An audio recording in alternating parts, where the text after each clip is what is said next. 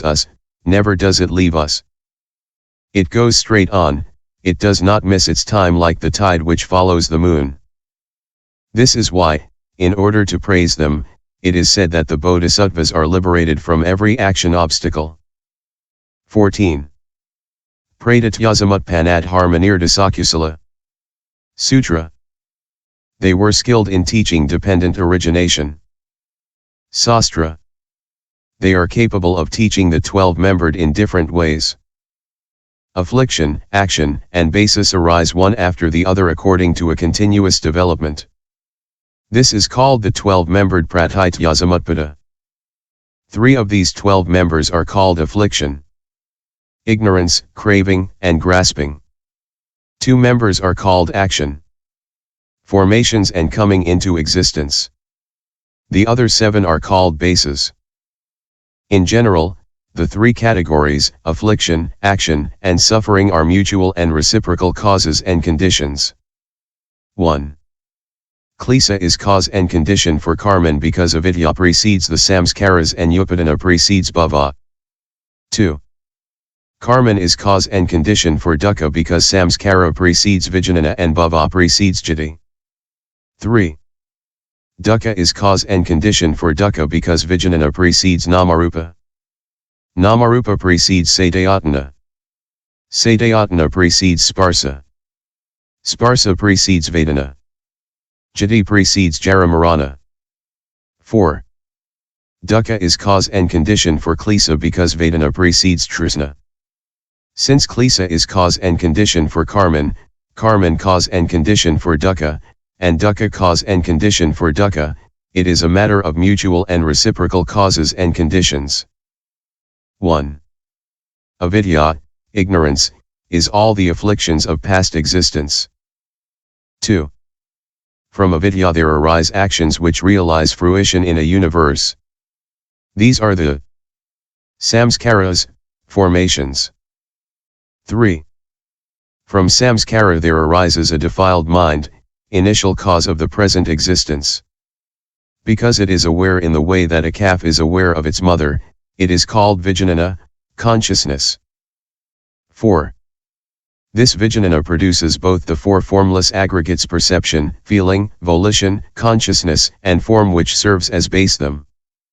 This is name and form, namarupa. 5. From this namarupa there arise the 6 sense organs, eye, etc. These are the satayatanas, the 6 inner bases of consciousness. 6. The meeting of organ, object and a consciousness is called sparsa, contact. 7.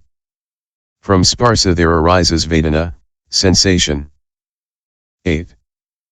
Within vedana there arises an adherence of mind called craving or thirst, trishna. 9.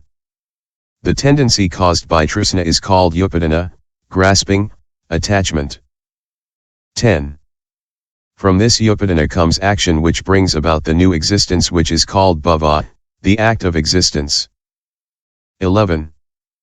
As a consequence of this bhava, one resums the 5 aggregates of the new lifetime. This is called jati, birth. 12.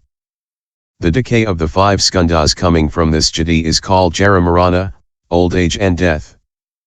Jaramarana gives rise to dissatisfaction, sorrow, and all kinds of worries. And thus the mass of suffering accumulates. If the purity of the true nature of dharmas is considered one-pointedly, ignorance vanishes. When avidya has disappeared, the formations also vanish and, as a result, all the members of pratityasamutpada disappear one after the other until the entire mass of suffering vanishes. The person who, by means of these soteriological means and by not being attached to wrong views, is able to teach people, is said to be skillful. Also said to be skillful is the person who, examining these 12 causes and conditions, rejects any system and refuses to adhere to it so as to understand only the true nature underlying the pratityasamutpada. Thus, in the prajnaparamita in the chapter entitled tsin, the Buddha says to subhuti, avidya is indestructible like space. The samskaras are indestructible like space, and similarly all the members of pratityasamutpada and the mass of suffering are indestructible like space. The bodhisattva should know that. The person who understands that cuts off the head of ignorance without falling into it. The person who sees the 12-membered pratityasamutpada in that way will sit on the throne of Bodhi and will become omniscient. 15. Asamkayakkal papradnaisusamarabda. Sutra. They have formulated the vows since incalculable periods ago. Sastra. The meaning of the word asamkaya has already been explained above in the chapter on the bodhisattva. As for the word kalpa, the Buddha defined it by the following comparisons. Suppose there is a rocky mountain 4,000 li in size to which a venerable monk comes once every 100 years, brushing against it with his silk robe. This great rock mountain would be worn out before a kalpa passes. Suppose there is a great city of 4,000 li, full of mustard seeds, unsorted and not leveled out, and that a venerable monk comes once every 100 years and takes away one seed. The mustard seeds would have disappeared before a kalpa would have passed. During innumerable kalpas of this kind, the bodhisattva has formed the great vow to save all beings. This is what is called the vow of the great mind. In order to save all beings, the fetters must be cut through and supreme perfect enlightenment must be realized. This is what is called vow. 16. Smitamukha Purvabhailapan. Sutra.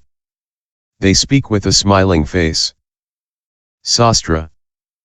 Because they have uprooted hatred, chased away envy, and always practice great loving kindness, great compassion, and great joy, because they have avoided the 4 kinds of evil speech, they have acquired a pleasant face. Some stanzas say,